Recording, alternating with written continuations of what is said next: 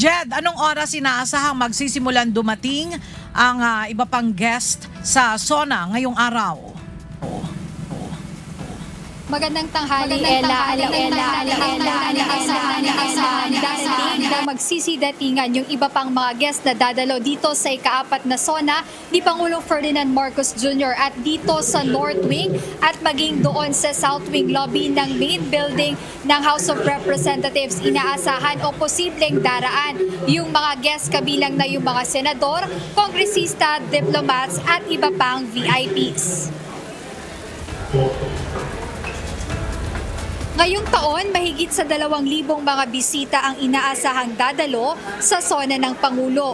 Ngunit may ilan gaya ni Vice President Sara Duterte ang nauna nang nagpahayag na hindi dadalo ngayong araw.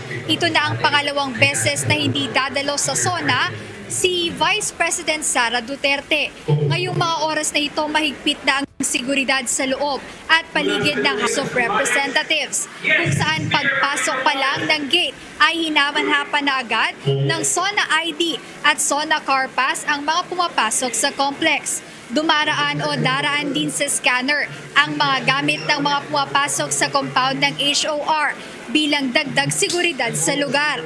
At simula alas 3 ng hapon, isasara ang lahat ng gate sa Batasang Pambansa Complex o sa oras na dumating ang Pangulo.